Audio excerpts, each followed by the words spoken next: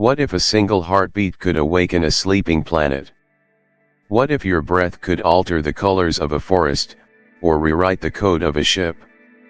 And what if the most advanced technology in the universe wasn't metal or machine, but emotion? This is not just a story about a scientist who crashed into an alien world. It's about becoming part of something you were never meant to touch, and still being accepted. It's about roots that stretch into the stars, and a planet that dreams when two souls align. A tale where the most dangerous signal isn't a weapon, it's a kiss. Stay with us, and ask yourself. Would you trust a forest to read your soul? Would you surrender your identity, to belong? What if your heartbeat could alter the color of a planet? No one ever truly understands silence until it is broken by fire. The celestial moth, a ship designed not for battle but for botany, tore through the starfield like a wounded phoenix. Plasma burned its wings. Sparks bloomed across the control panels. Dr. Elias Rowe, hunched over the command console, ignored the alarms that screamed like dying birds. His hands moved by instinct, not hope. The moth's guidance system was unresponsive, main thrusters dead, stabilization offline. The stars no longer made sense, every constellation skewed, bent under the gravitational claws of the anomaly that had torn open space like wet paper. Outside, the storm was not like anything charted in his years of navigation. It wasn't a thunderstorm. Not cosmic radiation. This was something else. A plasma rift that pulsed like a heartbeat, sending out waves of unnatural color through the vacuum. Violet-pink auroras swirled against the void, moving with a rhythm disturbingly in sync with his own rising panic. It was as if the storm wasn't just reacting to the ship but to him. The vessel trembled violently, throwing Elias against the navigation bar. "Stabilize pitch," he shouted to the onboard AI. Stabilization failed. Primary engine destroyed. Atmospheric entry imminent in 17.4 seconds. The voice was eerily calm. Monotone. Like a god whispering fate while the cosmos watched with dead eyes. Elias didn't believe in fate. He believed in systems, data, and the silent conversation between roots and soil. But as the planet loomed before him, glowing like an iridescent pupil in the dark, something ancient stirred inside him. He wasn't just falling. He was being summoned. Through the viewport, the planet Virelya emerged not on any mapped quadrant. Its surface shimmered with bluish coral land masses, deep forest rings glowing with intermittent pulses, like breath. The sea, if it could be called that, was black-violet, scattered with phosphorescent ripples. This wasn't terra firma. It was alive. "Brace for contact," said the ship. "Story of my life," Elias muttered. "Let's hope it's a soft landing." He blacked out before impact. Consciousness returned in fragments. The taste of copper on his tongue. The weight of something heavy across his chest. The scent of ozone and flowers. Elias opened his eyes. Smoke drifted in lazy arcs above him, backlit by a surreal twilight that could only exist on an alien world. Virelya's sky was a painting on fire, deep mauve clouds over a silver-blue atmosphere, where distant lightning cracked without thunder. The ship lay crumpled in a massive clearing, its hull smoldering, its wings bent inward like broken petals. And around it the forest glowed. Not from sunlight, for there was no sun. It glowed from within. Elias pushed himself up, wincing. His suit's HUD flickered erratically. Oxygen, thin, but breathable. Toxin levels, inconclusive. Motion detectors, flickering with erratic bursts. Then he noticed it. Where his hand pressed against the moss-like ground, light pulsed outward in concentric rings. Pale blue, soft at first then violet. As he shifted, so too did the pattern, responding not just to contact, but to emotion. He froze. His heart pounded. The light pulsed faster, brightened, rippled beneath him like a skin reacting to thought. His breath caught. "This isn't just a biosphere," he whispered. "It's a neuro-emotional matrix." He stood slowly, watching as every step sent light rolling across the landscape. Trees swayed, though there was no wind. Leaves shimmered with opalescent patterns that shifted with his gaze. In the distance, vine-covered pillars rose like temples swallowed by time. And in the air faint, but unmistakable a low hum, almost like a choir breathing through the soil. He scanned his surroundings. No immediate life forms. No structures. No stars visible through the clouds. But there was a feeling of pressure in the air, like being observed. Not hunted. Not welcomed. Simply, measured. His mind scrambled to explain. Could the planet's flora be photoreactive? Could the electromagnetic field of his body be triggering a nervous system embedded in the soil? Or was he dealing with something much more profound? What if the planet itself was the organism? Emotion-based biosymbiosis, he recorded into his wrist mic, voice shaking. Possible planetary scale nervous network. Estimated intelligence, unknown. But, responsive. God, it's responsive. The light dimmed. He closed his eyes and slowed his breathing. Heart rate dropped. The glow faded further, until the moss beneath him returned to a subtle violet flicker. "Okay," he whispered. "You're not just alive. You're listening." He took one cautious step forward. The ground brightened, but not as before. This time, it matched his pulse. Thump, blue. Thump, purple. Thump, gold. A terrifying, beautiful thought emerged uninvited. What if this place isn't just reading me? What if it's writing back? He turned back to look at the broken shell of the celestial moth. Alone. Crashed. Stranded. But not abandoned. Something had brought him here. And whatever it was, it had just whispered its first hello through the color of the moss. "Let's talk, then," Elias said to the glowing forest. "I'm listening." When silence breaks, it often sounds like a blade being drawn. The air had grown thicker. Not in temperature, nor in pressure but in intention. The moment Elias took his third step into the violet forest, something changed. The light that danced beneath his boots grew agitated, rippling in tighter, sharper bursts. Leaves high above no longer shimmered, they shivered. And beneath the moss, he swore he felt a pulse that was no longer matching his heartbeat, but challenging it. He was no longer just a visitor. He had become a presence. And that presence was being judged. Then it happened. A single flicker of movement among the twisted trunks. Not animal. Not insect. Bipedal. Tall. Still. The figure stepped into view with the patience of something that had already decided whether it needed to kill you or not. She was unlike anything Elias had ever seen. Her skin gleamed with the deep blue of midnight soaked in starlight, veins glowing faintly with shifting hues, pinks and greens pulsing through her as though her very blood was in rhythm with the biosphere. Her eyes were lit not by external light, but by internal fire, amber irises that glowed with something ancient and sharp. Around her shoulders and down her spine, living vines curled and writhed, almost like an extension of her nervous system.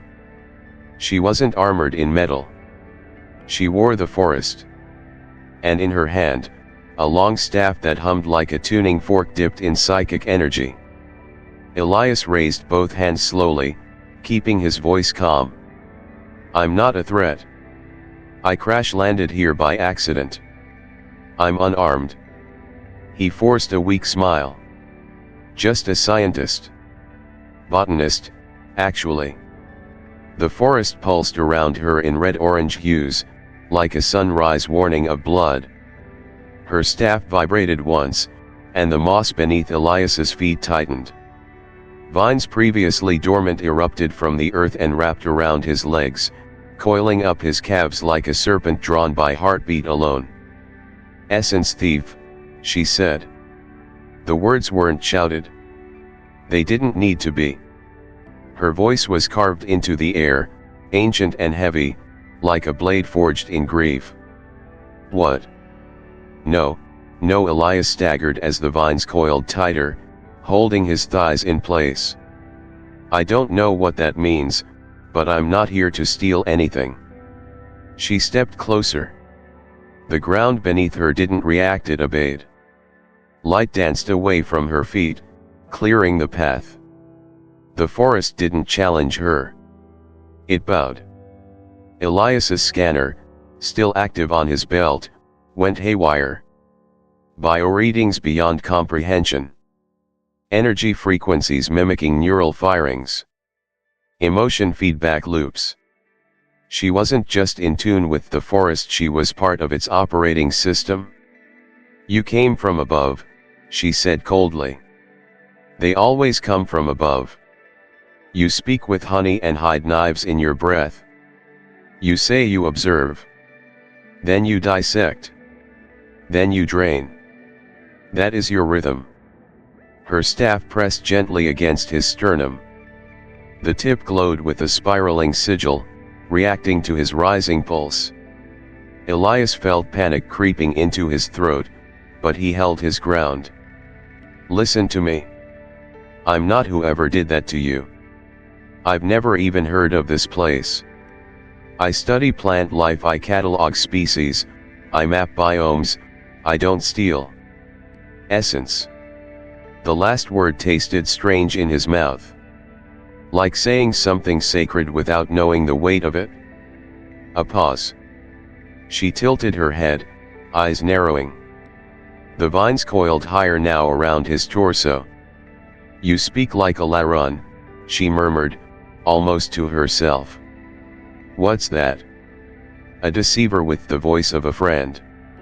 Her eyes glowed brighter, and for the briefest moment, Elias felt something impossible. A pressure in his chest, not physical but emotional. Like she was touching not his skin, but his intention. Probing through whatever shield his ego had built. She didn't trust him. Not yet. But she was, listening. Look, he said softly, struggling to move one arm toward his satchel. There's food in here. Real food. Synthetic, but edible. Not soul juice or, whatever you think I came for. Slowly, delicately, he opened the flap and revealed a silver ration pack. Smells like cardboard. Tastes like regret. But definitely not your planet's essence. She approached with slow, elegant grace. Her vines loosened slightly, but not enough to escape. When she reached for the ration, her fingers brushed his. And the world shifted. The forest glowed in gold for a moment. The moss rippled in shimmering concentric waves, not from his body this time but hers. Elias felt a wave of emotional heat, not anger, not trust, but something closer to curiosity tethered by old pain. She sniffed the packet. Her nostrils flared. This is your offering. It's all I've got. Unless you want to eat the manual to the oxygen scrubber. A flicker. Was that amusement? Then it vanished. You wear skin, she said, her voice still a weapon. But so did they. A silence heavier than any scream settled between them. Elias exhaled. Who are you? Her vines retreated, and for the first time, she allowed space between them. I am Kaelyn, guardian of the Evershade vein, last of the Sync daughters, watcher of rhythm. The titles dropped like stones in his mind. Elias knew immediately that he stood before a sentinel, maybe the last of a line of psychically linked warriors, half memory, half nature, trained to detect betrayal not by logic, but by resonance. You'll remain under judgment, she said finally. You move like a deceiver, but you burn like someone lost. She turned her back to him, not as a sign of weakness but dominion. Try to take from Virelya, Kaelyn said, and the forest will consume you. Try to take from me, and I'll feed you to its roots myself. She vanished into the glowing trees. They parted for her, then closed again like a wound that wasn't quite ready to heal. Elias stood in silence, surrounded by the soft breath of a living planet. And for the first time, he understood. This wasn't just a world. It was a story still grieving. And to survive, he'd need to listen not with his ears, but with his pulse. Some wounds don't scar over, they bloom. The cave that Kaelyn brought him to was unlike any natural structure Elias had encountered. It wasn't carved by erosion or tectonics. It felt grown. Its walls were not just stone, they pulsed faintly, almost imperceptibly, like the muscle tissue of something vast and sleeping. The entrance arched like a vertebrae opened wide, moss hanging in threads like fibrous memory. And within, light didn't behave like light. It shimmered in sheets, rippling across surfaces like water disturbed by distant thoughts. Kaelyn stepped lightly across the threshold, her bare feet making no sound. The moment Elias followed, the air shifted, denser, colder, laced with minerals that stung the tongue, and something more, ancestral. As if the cave knew he didn't belong. She led him without speaking, down a spiraling corridor lined with bioluminescent root veins, pulsing softly with muted hues of emotion, violet for quiet vigilance, amber for warning, green for something else he hadn't yet learned to read. They entered a vast dome where the ceiling opened like a mouth into the sky above, vines dangling like silent bells.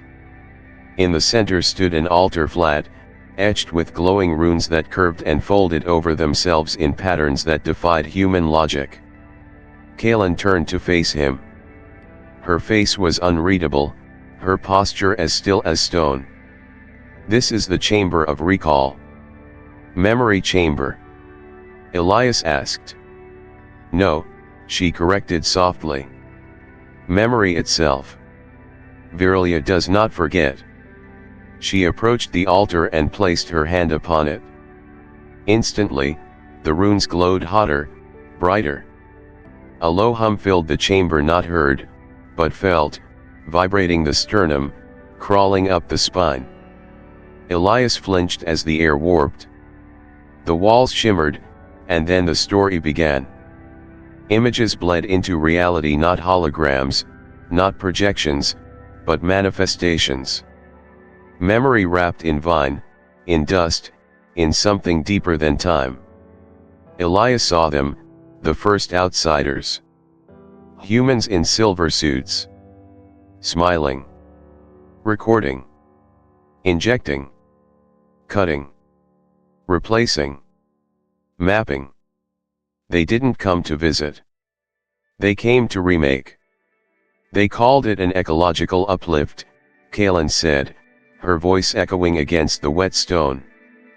But it was desecration.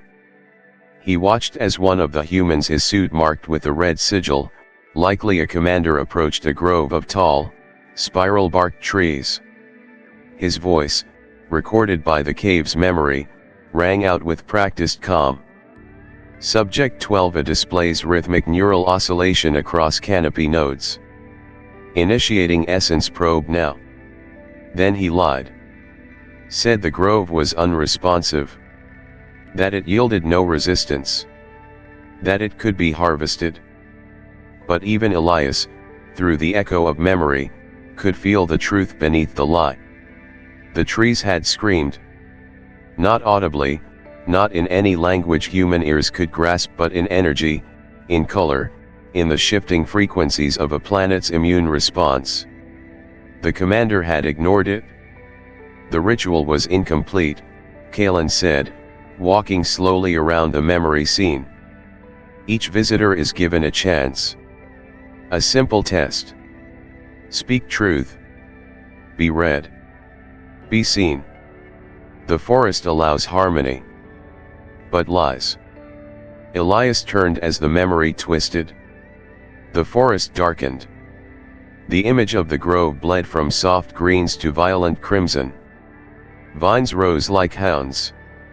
Branches reconfigured into jagged spears. Roots surged up from beneath the man's feet. And then, with no pause, he was devoured. Not torn. Not eaten in rage. Absorbed. His body dissolved into the roots like sugar in storm water, his screams caught in the soil's slow breath. The suit cracked, melted, became part of the bark. The forest took his blood, his bones, his signals, his name, and made them part of the archive. The forest does not kill in anger, Kaelyn said. It kills in balance. It knows when something is false. Your rhythm cannot lie. Elias backed away from the altar, breath shaking. He looked down at his hands, felt his own pulse. And if I lie? It will know, Kaelyn interrupted, her voice as sharp as obsidian. It will remember you. The chamber dimmed. The memory dissolved. But something remained. A faint echo, pulsing within the stone beneath their feet. A heartbeat. Not his. Not Kaelyn's. But the planet's. He spoke carefully now. Your people, they were changed. Engineered. Kaelyn nodded. They changed everything. The trees, the rivers. Even the light. They wove code into the roots, signals into the pollen, fire into our blood. My people were not born, they were rewritten. She stepped closer, gaze burning. And you wonder why we do not trust you. Elias wanted to say he understood. But how could he? His body was made of stardust and ignorance. He had never felt his DNA hum in sync with dirt. He had never watched his ancestors be reprogrammed into weapons of light. So instead, he said the only thing that might carry truth. I'm sorry. A long pause. Kaelyn's expression didn't change. But the walls glowed a shade softer. She turned away and faced the open sky above the dome. You speak with rhythm. Not harmony. But you are trying. Elias approached her side. What happened after the ritual? After the man was taken. The others ran. Some died. Some made it off-world. But the planet changed. It learned. It built defenses not from stone but from emotion. From intention. It no longer waited to be attacked. It listened, always. And it remembers what betrayal tastes like. She stepped toward him again. This time, the vines at her back didn't tense. You still have breath. And you haven't been claimed. Elias nodded slowly. So I guess that means I haven't lied. A flicker of something half amusement, half mourning crossed her face. Not yet. They left the chamber together, silence stretching like the canopy above them. Behind them, the cave exhaled a gust of memory returning to sleep. The runes dimmed. But deep in the root marrow of Virelya, the forest was still watching. And remembering. Some planets grow roots. Others grow memory. The entrance to the cavern was a wound in the cliffside, its jagged edges overgrown with tendrils that shimmered softly in the half-light. The moment Elias approached, the vines contracted like eyelids, sensing movement and responding not with hostility but assessment. Each fiber shimmered, filtering his presence through color and electromagnetic vibration. They weren't just reacting, they were measuring. Kaelyn stepped forward, pressing her hand gently to the bark-covered stone. A low frequency hummed through the air, too low to be heard with ears, but Elias felt it in his chest. A deep, subharmonic note that resonated with his ribs, like the opening tone of some planetary opera. "This place is not merely a cavern," she said. "It is the deep channel, where Virelya stores the frequencies of its past." Elias's breath fogged before him as they entered. The temperature dropped not in degrees, but in sensation. Warmth was replaced by a cold that had no physical reason. It was the kind of cold one felt in places where reality grew thin, like the air between worlds. The walls were slick, veined with glowing threads that pulsed in long, sweeping waves, as if conducting an invisible symphony composed by centuries. Every time he moved, the vines reacted not in light this time, but in tone. A distant chord shifted, a subtle dissonance formed when he stepped with uncertainty. When he paused and exhaled, the frequencies settled back into harmony. "It responds to brainwave fluctuation," Elias whispered. "Theta, alpha, it's reading us in real time." Kaelyn's gaze didn't shift. "It does more than read. It remembers you." They passed under an arch formed of crystallized roots. As they did, a sequence of tones echoed down the tunnel ahead, followed by a visual shift. The vines lit up in sequenced waves, forming patterns that pulsed outward from Elias's presence. The walls began to speak. Not in voice. Not in words. But in patterns of radiant memory. The threads rearranged themselves into visual symphonies, glyphs that bloomed and collapsed like flowers made of light. Elias watched as images emerged from those frequencies, the first genesis of Virelya. In the beginning, it had been just another life world, natural, self-correcting, raw. But then, the symmetries began to fracture. Color palettes shifted. Growth accelerated beyond ecological logic. In one sequence, Elias saw ships, not sleek Earth starliners, but modular research craft bearing logos with insignias he recognized. Earth-funded. Cold logic science expeditions. He felt his stomach tighten. "This isn't just a rogue world," he murmured. "It was part of a project." Kaelyn's expression was unreadable. The vines shifted again, projecting another sequence. Code. Not DNA, not directly. But something adjacent. A branching data stream written into the mycelial networks of the planet, living firmware patterned not in numbers but in resonant intervals. Sequences that moved like thoughts, not programs. They restructured the entire ecosystem, Elias said. Rewrote it at the base level through environmental frequency fields. He stepped closer, running his fingers just above the surface of the glowing wall, not touching, but feeling the resistance of information pushing back. "This isn't just ecology. It's architecture of thought. Someone built a thinking ecosystem."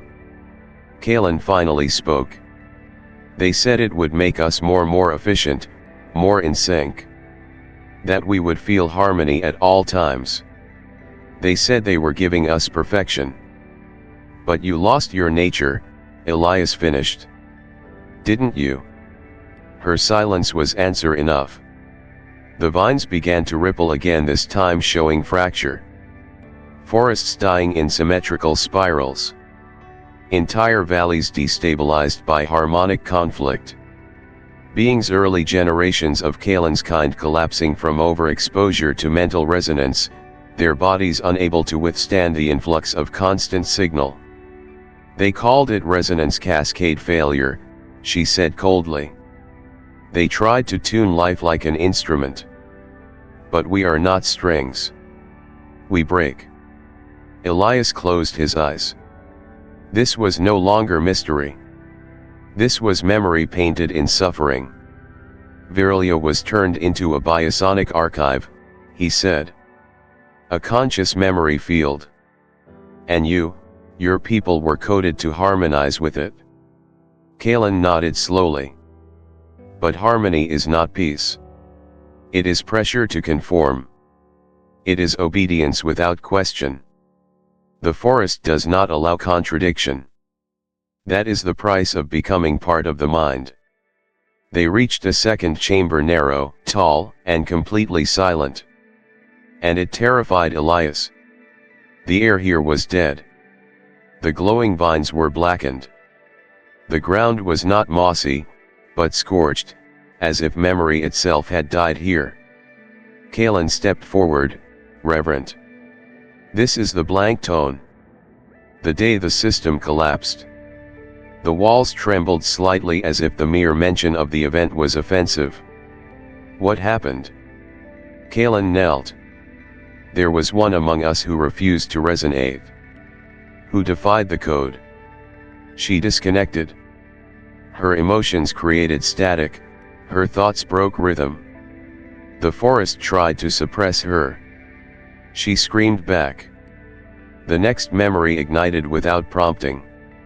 Elias watched a woman tall like Kaelyn, skin glowing in chaotic pulses, walk into a clearing where vines flailed, trying to tune her.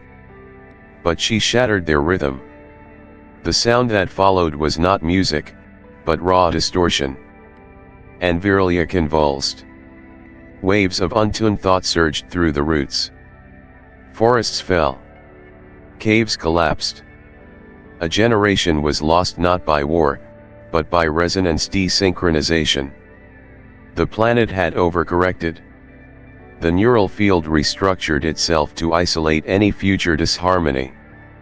That's when the forest stopped listening, Kaelyn whispered. It became judge, not mirror. The silence deepened. Elias spoke only after the vision faded. You don't live in a biosphere anymore. You live in a mind with trauma. He looked at her. Kaelyn, this isn't evolution. This is recursion. Virelya's consciousness is folding in on itself. You're not syncing with it anymore. You're being slowly absorbed. She stood, her voice quiet. That's why we brought you here. To see. To understand. And to ask.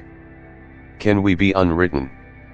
Elias stared at the threads of light tracing along the vines around him, and wondered not whether he could fix the system but whether the system would let him live long enough to try. The self must crack before a frequency can enter. The path toward the trial grounds was unlike any Elias had walked. The forest did not part for him as it had for Kaelyn. Instead, it watched. Leaves rotated to face him, petals curled inward in anticipation.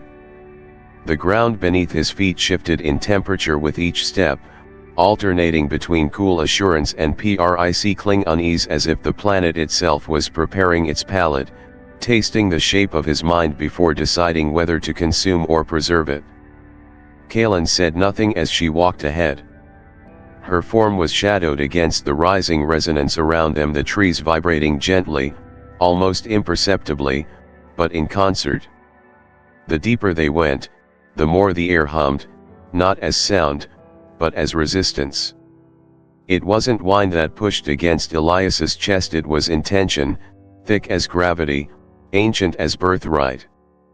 They reached the circle. A clearing, carved not by blade or erosion, but by absence of sound.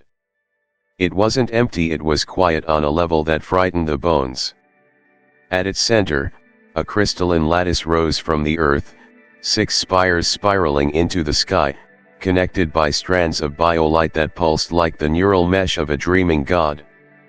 The lattice formed an enclosed frequency chamber, resonating at theta and gamma bands beyond the range of verbal thought. Kaelyn stepped aside. "Here, you must be felt," she said. "No words. No gestures. Only your rhythm. If it accepts you, you will emerge. If it does not, you will become root data." Elias swallowed, throat dry. "What does that mean?" "It means the forest will overwrite your identity. You will survive but as memory, not mind." The trial was not about strength. It was about surrender. Elias removed his outer layers, sensors, scanners. The air prickled against his bare skin. Every hair on his arm stood up. Kaelyn's gaze didn't soften, but her aura did. Slight golden tones traced around her silhouette. She raised her palm. A pulse emitted from her skin, a permission code in emotion. The lattice opened. Elias stepped inside. The moment his foot crossed the threshold, he felt his sense of self fracture. Not pain. Not confusion. Something more fundamental. The architecture of his identity began to loosen, his thoughts scattered, his memories blurred. His name Elias Rose sounded distant, like something written on a page left out in the rain. He dropped to his knees. The lattice closed around him.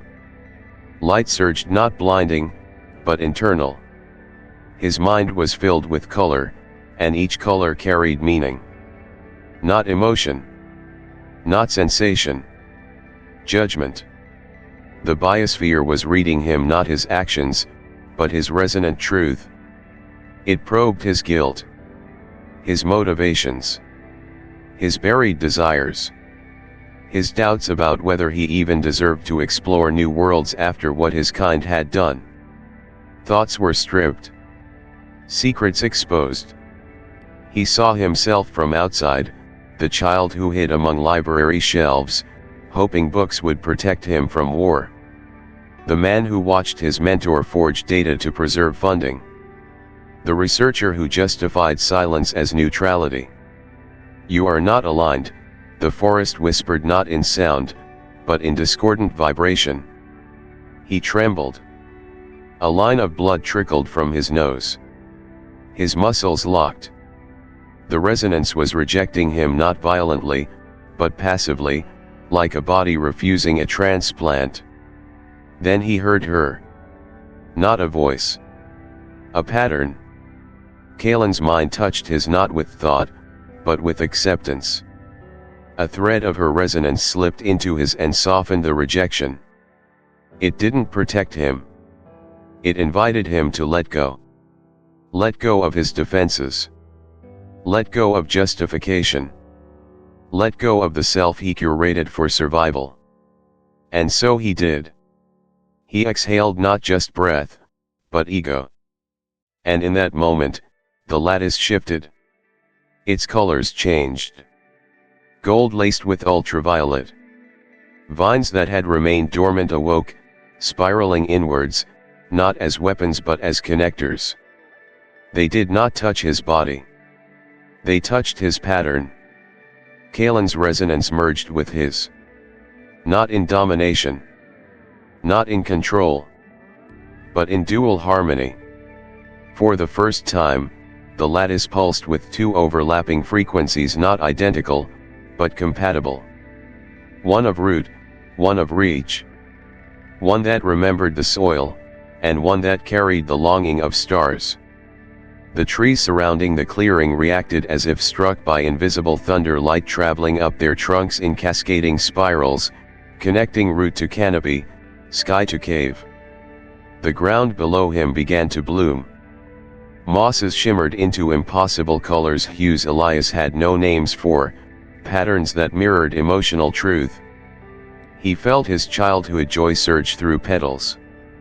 His grief took shape in a vine that coiled protectively around a stone. His unspoken desire to belong unfolded as a flower that opened and closed in time with his slowing heartbeat. Kaelyn stood outside the lattice, silent, watching, her hand pressed gently to her chest. Her vines curled upward, dancing not to defend, but to acknowledge. She had not forced this bond. She had simply allowed space for it. Elias opened his eyes. He was still himself, but not only himself. He now carried a second pulse within him.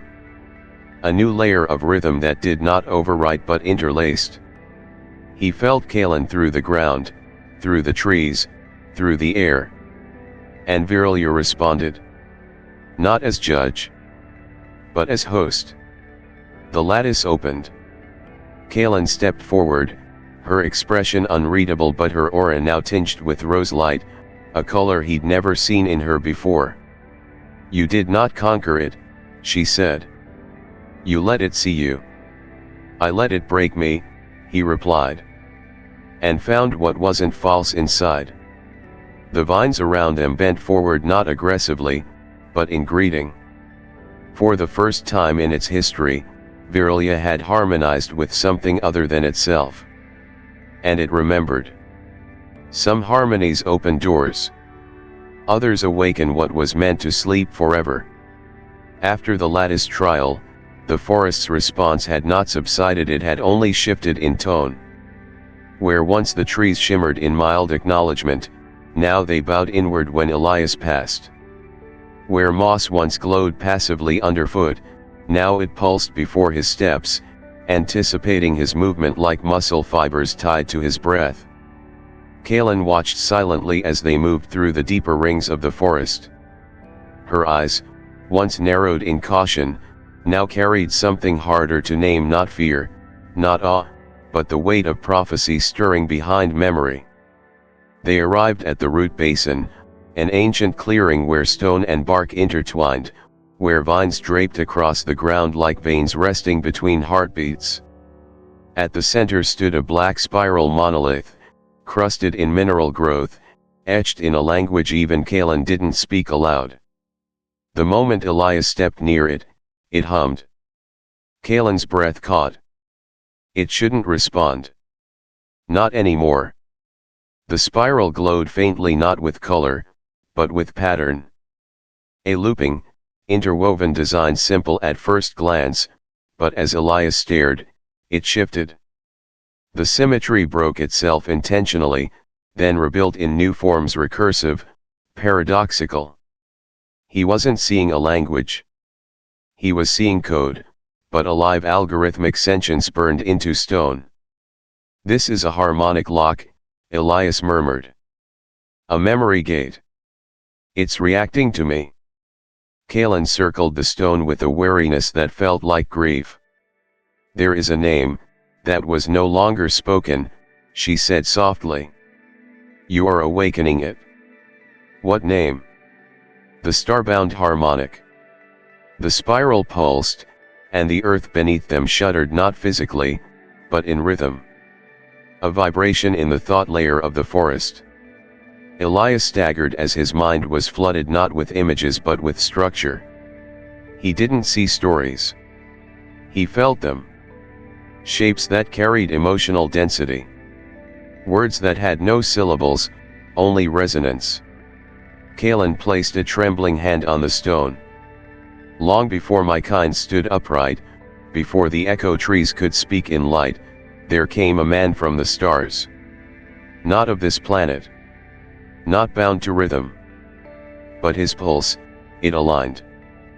Perfectly. As if Virelya had dreamed him. The monolith responded to her words. Vines around them lit up in crimson gold fractals, and for the first time, Elias noticed, they were not reacting to biology.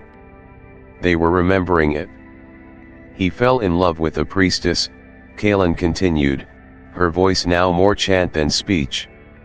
A daughter of the first harmonic circle. She who bore the key to the planetary chorus. Their bond was pure, too pure. The kind of clarity that breaks structure. What happened? Kaelyn turned to him, and for the first time, her eyes carried sorrow laced with dreaded familiarity. He didn't just harmonize. He completed the song. The earth beneath them thrummed harder now, as if remembering what it had tried to forget. The spiral stone emitted deep infrasound, the kind that bypasses the ear and strikes the subconscious. Virelya is designed to balance contradiction, she said. When two entities resonate too perfectly, they create not stability but collapse. The system resets. And when the man and priestess touched minds completely, the forest tried to erase them both. Elias stepped back. And failed. Partially. The priestess sacrificed her selfhood. She fragmented into the neural bedrock, encoding her pattern into the soil so the forest could adapt without losing her. He was exiled into the spiral. The forbidden pattern. Buried beneath code. Until now. The air was buzzing now. The spiral was awake. And you think I'm him? Elias whispered. A reincarnation. Kaelyn shook her head.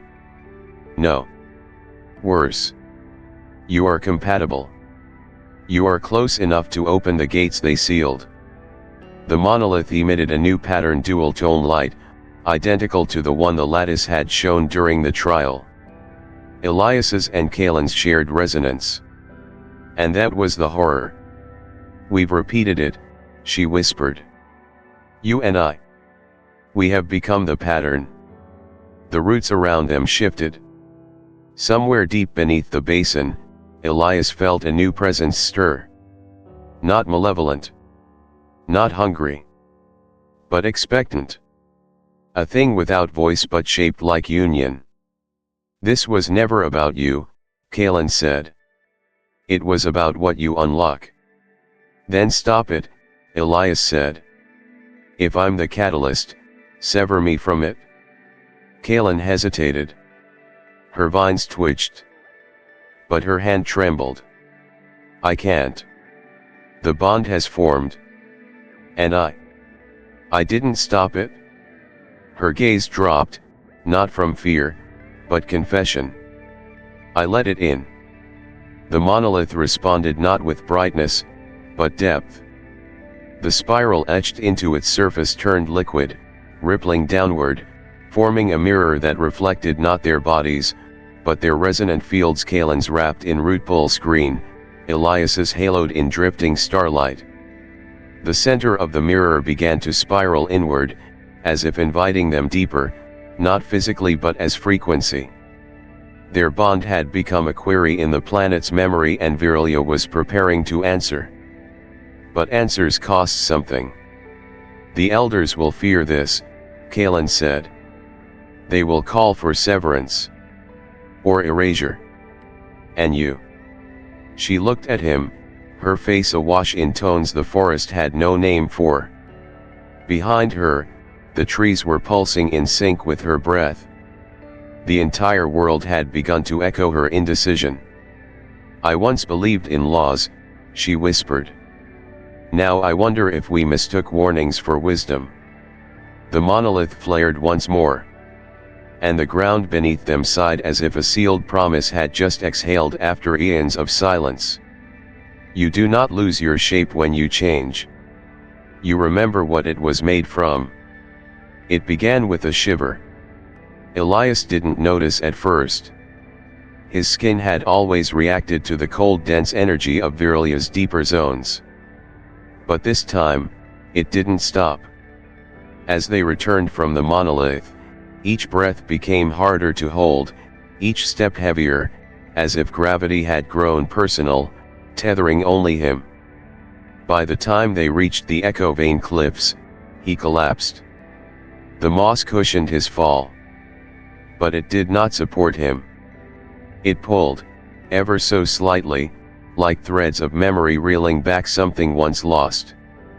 Kaelyn knelt beside him, fingers already trembling with recognition. The vines along his neck had begun to glow. Not the glow of bio-response, but a deeper frequency mutation. It has begun, she said softly. The spores have accepted him. Not all spores on Virelya were hostile.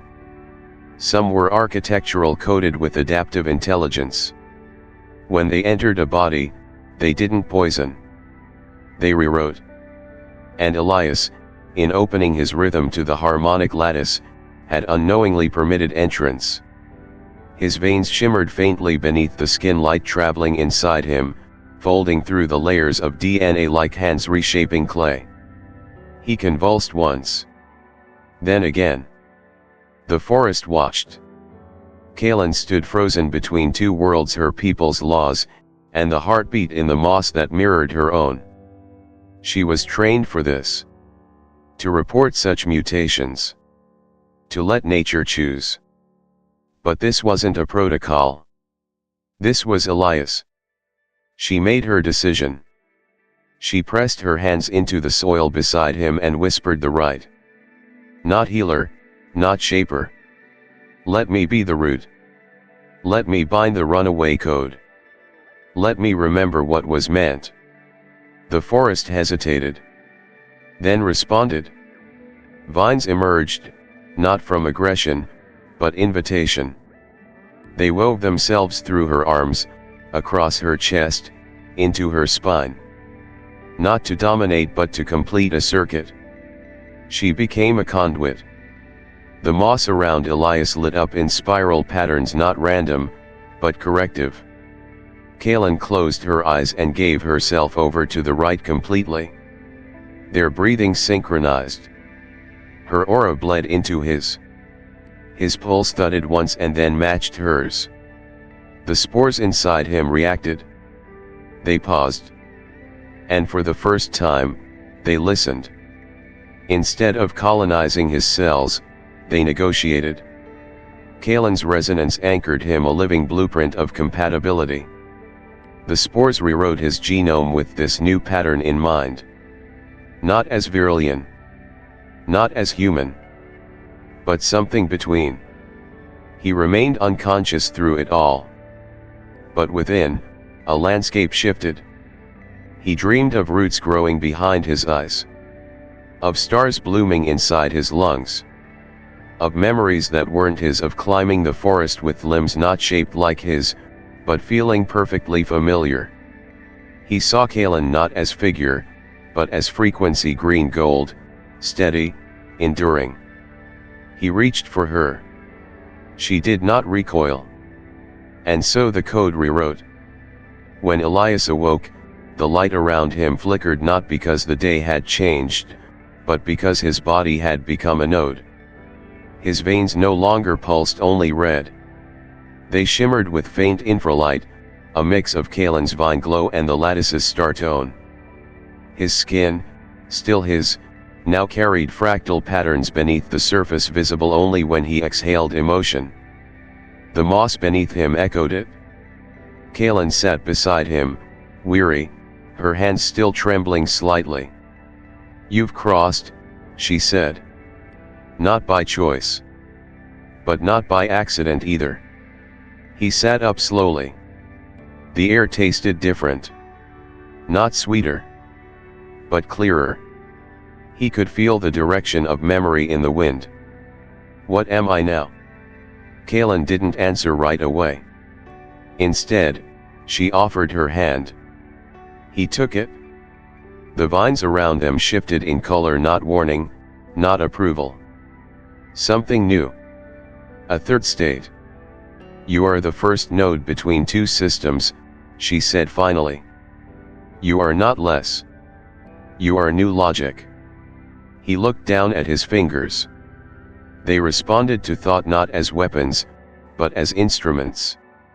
When he closed his eyes, he heard not just his thoughts but the layers of his own neural frequencies. He could tune himself. And when he focused on Kaelyn, he could hear hers. There was no boundary between their minds now. Not open access. But overlapping syntax. I should be afraid, Elias said. You are. But I'm not panicking. Because it's working. He stood, body lighter, yet anchored more deeply than before. The ground didn't just support him, it recognized him. The vines didn't flare. The trees didn't whisper warning. The moss beneath his feet pulsed once, and he felt it respond. Hybrid acknowledged. But with that acknowledgement came a new weight. Kaelyn looked at him as if seeing something long whispered about but never witnessed. The last time someone changed like this, she said, the planet fractured. Elias nodded. I know. So tell me, she whispered, does this change take you away from yourself? Or does it bring you closer? He looked at the shimmering symbols beneath his skin. At the memories not his, now coiled gently in the recesses of his consciousness. At the sensation that he was being redefined not as a subject, but as a bridge. It doesn't feel like loss, he said.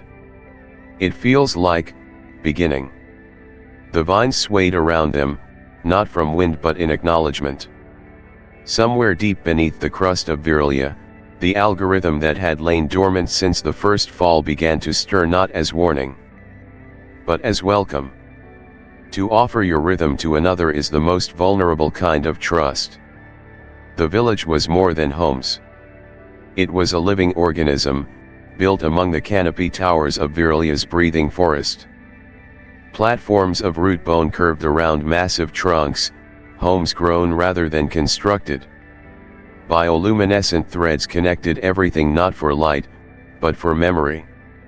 The entire settlement was a neural node, designed to pulse in harmony with the minds living within it.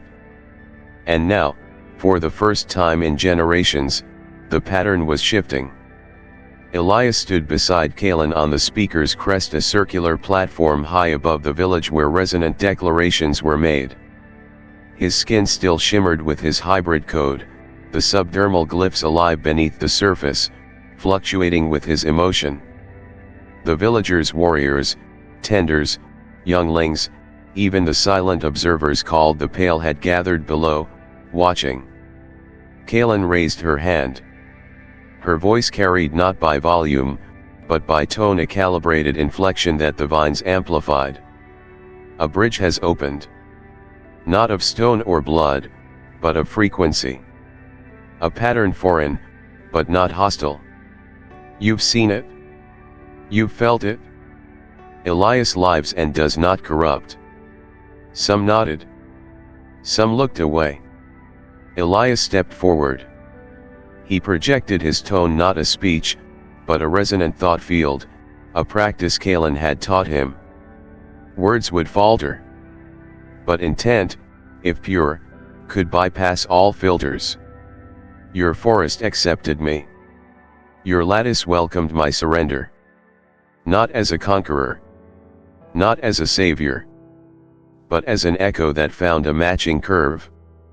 I'm not here to overwrite. I'm here to offer additional syntax. The forest beneath them rippled. But not everyone accepted. A voice pierced the thought field, a voice sharpened by history, trained in the tone of war. From the edge of the crowd stepped Varn, a battle-marked warrior with scars that pulsed dimly with trauma-coded light. You harmonize with one.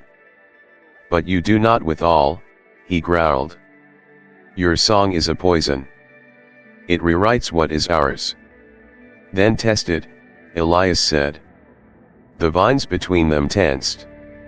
Several elders stirred, their color threads flashing warning. Synchronizing outside of spiritual rite, especially in public, was forbidden. Too raw. Too exposing. Too equal. But Varn laughed once, a short, bitter note, and stepped forward. If I enter your field and fall, he spat, let the vines consume you both. Elias nodded. He extended his hand, not physically, but resonantly. He let the hybrid code open. The glyphs across his body rotated, unlocked, invited. His breath slowed. His eyes closed. Varn stepped into the field. The impact was immediate. The crowd gasped as the platform beneath their feet pulsed with violent dissonance. Varn's field, jagged, burnt, defensive, slammed against Elias's open spiral. For a moment, It looked like rejection. Like collapse. But Elias didn't resist. He absorbed. He didn't match Varn's tone. He shifted his own to soften. To receive Varn's pain not as conflict, but as signal.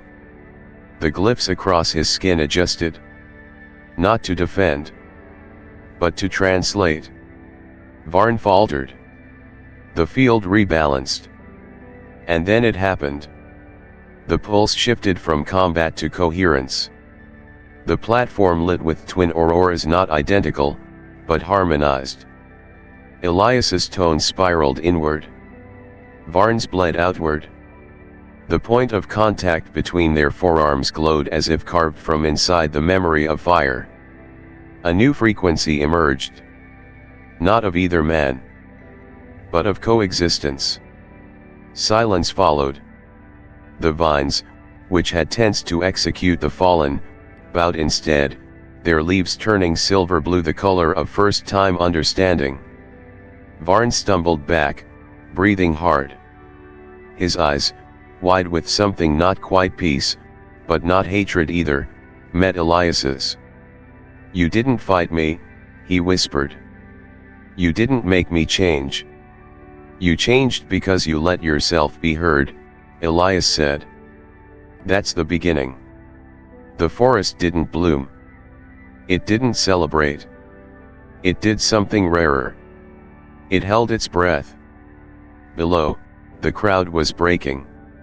Some moved forward, stepping into the new pattern, their minds tasting the possibility of communication beyond voice.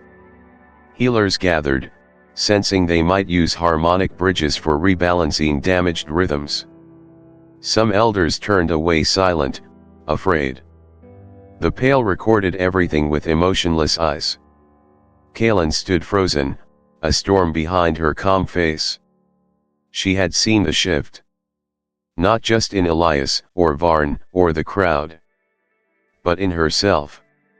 The laws that governed Virelya were written in resonance, not ink. And those laws were no longer clear. As the sun dipped behind the great song trees, the village vibrated not in fear, not in triumph, but in split tone. The signal of fracture. Two futures had emerged. One of preservation through isolation. One of expansion through resonance. And Elias, glowing with the script of hybrid potential, stood at the exact frequency between them. What if your path had breath? What if your ship had roots? The High Council did not meet often. Only when the rhythm of the forest became dissonant, when the roots whispered uncertainty into the neural tide, did the elders of the harmonic assembly gather. They wore no crowns, but their skin bore thread marks etched by age and resonance, visible strings of collective memory pulsing just beneath the surface. Each step they took was weighed by centuries of equilibrium. Kaelyn stood before them, her aura dimmed in deference, yet pulsing faintly in defiance. Beside her, Elias stood unarmed, unshielded, glowing subtly with the hybrid glyphs Virelya itself had woven into his form. The verdict was delivered not by voice, but by echo. A synchronized tone passed through the gathered council's bodies, reaching Kaelyn through the air like breath turned to judgment. Return the hybrid to the stars. Or share his exile. The tone struck her like a cord stretched too tightly. Her spine remained straight, but the vines around her wrists coiled with tension. She did not look at Elias. "You will not silence my rhythm," she said finally, voice low but unmistakably clear. But Elias raised his hand not to defend, but to offer. "I propose a third frequency," he said. The elders turned not their heads, but their fields. The temperature dropped a degree. Even the trees surrounding the council chamber froze mid-sway. "You would bargain with the roots." "Not bargain," Elias replied, stepping forward until the glyphs beneath his skin lit the moss underfoot. "Bridge." He opened his palm, and the ground between them shimmered not with light, but with coded scent, biochemical syllables released into the air. The elders inhaled the message, a blueprint, a proposal. The forest paused. And then the clearing split. From the perimeter emerged the vessel.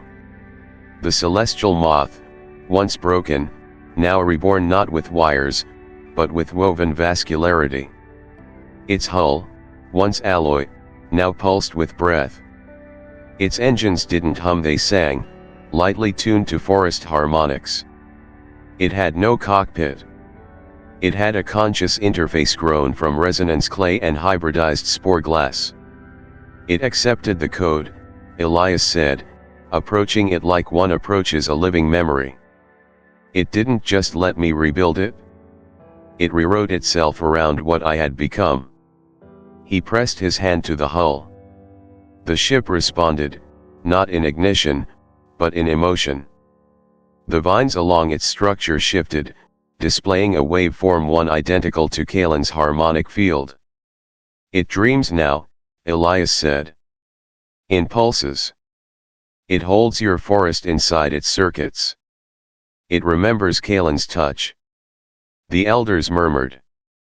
The pale-faced observers retreated deeper into their hoods. The moss beneath their feet glowed not with judgment, but with curiosity. We feared this, one elder said, because we thought your change meant forgetting. But memory isn't erased by transformation, Elias said. It's rethreaded. And if your stars call you to war, another elder challenged. Elias stepped aside. Then let your voices fly with me. Let Virelya speak into the void through this ship. Let us send harmony where conquest once traveled. Kaelyn spoke now, her voice clear. You told us to defend the root. But even roots reach. Even trees shed seeds. The stars are not invasion. They are extension. For a long moment, nothing moved. Then the council turned inward. Their auras flared one by one, weaving a deliberation thread through shared memory. The air trembled faintly, and all around them, the forest mirrored the decision not yet spoken. The vines dipped slightly. The wind folded in on itself. And finally, the elders opened their palms. A new tone emerged, soft, layered, containing no syllables. Kinship granted. Boundaries rewritten. Let the vessel bloom. The moss flared to white. The celestial moth opened, its ramp extending like a living tendril, not mechanical, but grown with purpose. Elias turned to Kaelyn. It breathes. She nodded. Then it will live. As they walked toward the ramp, the forest around them shifted, not in farewell but in recognition. For the first time in Virelya's history, a ship was no longer an outsider. It was a carrier of root code. A vessel not built against nature but with it.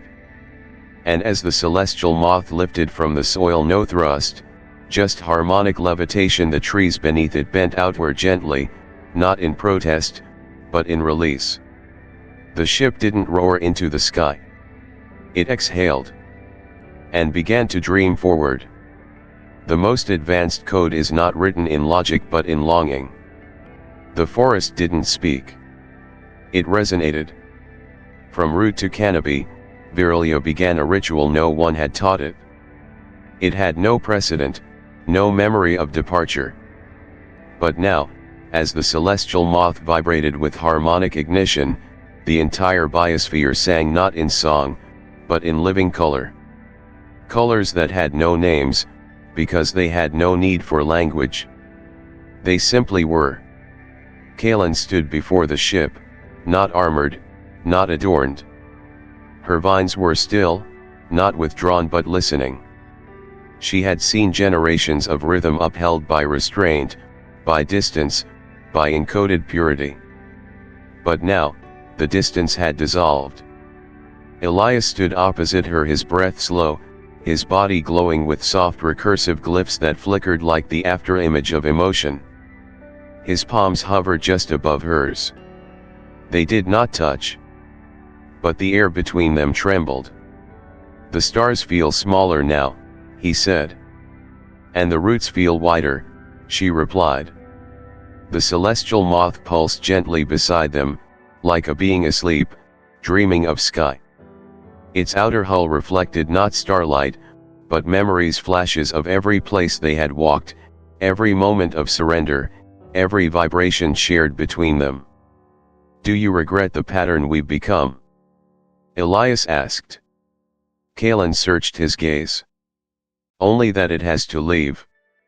He stepped forward. And this time, there was no hesitation. Their lips met not as declaration, but as integration. A moment of stillness where the entire biosphere paused. The trees bent inward. The roots shifted with caution, reverence. Even the wind stopped moving.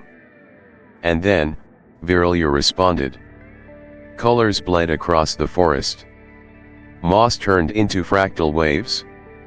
Bark glowed with inverted spectra. Even the deepest ferns trembled, emitting rhythmic biolight in pulses that mimicked breath. The planet had seen many things. But never this. Two rhythms diverged, now one, not through dominance, but through desire, willingly tethered. Their hands parted. Elias walked toward the ship. Kaelyn watched as the ramp closed behind him, not cold, not mechanical, but with the grace of an eyelid, closing upon memory. And the moth rose. It did not launch. It floated upward, gently pulled by frequencies anchored not in gravity but in permission. The atmosphere folded aside like silk. Virelya's song extended upward, matching the ship's own newborn tone. A parting not of body, but of face. High above, the stars did not flicker. They listened. And on the edge of the forest, far from the council's chamber, a child named Alini, barefoot, curious, ignored by elders, placed her hand upon a low-slung vine. The moment her skin touched the bark, a thrum surged into her chest. She gasped. It wasn't pain. It wasn't knowledge. It was invitation. Inside her, the rhythm began irregular, faint, impossible. A pulse that didn't belong to her and yet responded to her perfectly.